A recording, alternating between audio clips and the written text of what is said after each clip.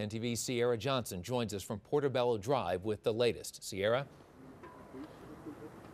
Yes, Scott, right now there's still a very active scene here in Northeast Columbus. You can see over my shoulder those flashing lights and that crime tape marking where investigators are working to piece together exactly what happened. Now, details are limited, but we have learned Columbus police are looking for a suspect after a person was fatally stabbed here in Portobello Court. Again, there is no suspect or description at this time. Investigators working to piece together after an individual was stabbed here on Portobello Court. We will continue to bring you the latest as those details become available. We're live on the city's northeast side. Cierra Johnson, 10 TV News. Cierra, thank you. Also tonight, an early morning sexual assault by a man with both a knife and a gun has those in the campus area using a bit of extra caution tonight. It really kind of strikes fear in your heart. Ohio State students and those in the residential community near this 9th Avenue parking garage on alert after a female student reports being sexually assaulted in the area. Well, it always takes you back. You know, you always think of your neighborhood as a safe neighborhood, and so it's disarming when you hear that. That female victim told Ohio State police she was walking along Neal Avenue a little after midnight Saturday morning when she was approached by a man who showed a gun and told her to come with him. She says the two walked off campus where he then used a knife to threaten her before sexually assaulting her outside of a nearby home.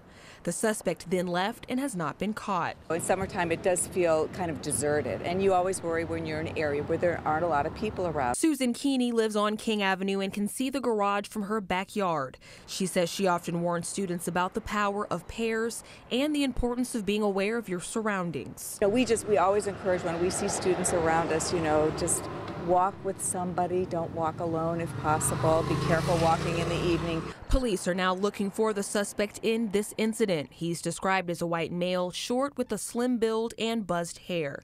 Police say at the time of the assault, he was wearing a white t-shirt with the Michael Jordan Jumpman logo. This is an urban area, but typically we are very safe residential area. We want it to stay safe for people. And this attack comes just days after the Ohio State University dissolved its Sexual Civility and Empowerment Unit. The unit is designed to help survivors of sexual assault, but an external audit revealed the group failed to document and report some student claims of sexual assault. The university tells 10 TV they are working to develop a new student support program. Cierra Johnson, 10 TV News.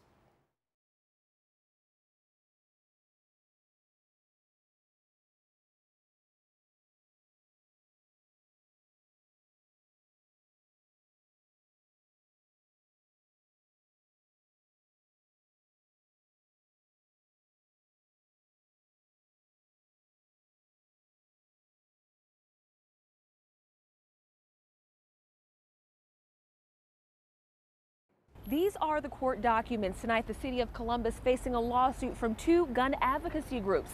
The groups issues the city's ban on bump stocks, as well as what's classified as a misdemeanor under those gun laws. We were very careful to make sure this was not about guns. This is about criminals who possess guns. Columbus City Attorney Zach Klein. He's standing firm on what he calls the purpose behind the April 2018 passage of City Council's common sense gun laws. We want our streets to be safe, we want our families to be safe, and we need to get guns out of the hands of criminals. The ordinance implements stricter gun laws, banning bump stocks, forbidding the sale of imitation guns to minors, and working to better protect domestic violence victims. But two organizations, Ohioans for Concealed Carry and Buckeye Firearms Foundation, have filed a lawsuit against the city, saying the ordinance is unlawful and in violation of state gun laws. Well, the city councils thought that they had found a loophole in the law. They're calling the bump stocks accessories rather than firearm parts, which we think is just playing word games. Both gun advocacy groups are hoping a preliminary injunction and a temporary restraining order, both filed Thursday, will cause the city to stop and backtrack on the ordinance regarding firearms. Our organization represents Ohio's 4 million gun owners. So this is a large group of people. We believe that their rights are being infringed. And we just want to protect their rights. We truly believe that this is within the bounds of the Ohio Revised Code that allows cities to pass laws that mirror federal law. In Columbus, Cierra Johnson, 10 TV News. It's a situation that could be seen across central Ohio. Men and women with signs asking for food, work, even money. But a new ordinance proposed by Columbus City Council is looking to address the issue of those who do so aggressively. I'm opposed to parts of the ordinance. Folks from across Central Ohio voicing their opinions on a proposed solution to an issue some consider a growing problem. The number one issue of concern that people felt were impacting their ability to have a great and successful business was panhandling. In March, members of Columbus City Council first listened to concerns of panhandling from neighbors, business owners, even law enforcement. President Pro Tem Mike Stinzianzo says responses came from across the city, everywhere from the short north to the hilltop. And tonight, council is seeking feedback on new legislation aimed at addressing community concern. So this is an update of what we heard and what we potentially could be moving forward with as an aggressive panhandling ordinance in the city. The new legislation will address touching or grabbing another person or their property without consent, following a person who is unwilling or unable to participate in distribution, coming within 3 feet of an individual actively using an ATM, and obstructing a walkway, street, or exit, all of which Councilman Stinziano says will work to reduce some of those aggressive interactions. And so I think it's important that people feel safe in our neighborhoods. They don't feel like they are being aggressively addressed or put under any circumstances where their safety would come into question. And council members will vote on this new legislation this Monday. In Columbus, Cierra Johnson, 10 TV News. With temperatures soaring into the 90s, people are at risk of heat-related illnesses like heat stroke. 10 TV Cierra Johnson joins us now with how firefighters are teaching people about heat safety at Grandview High. Cierra.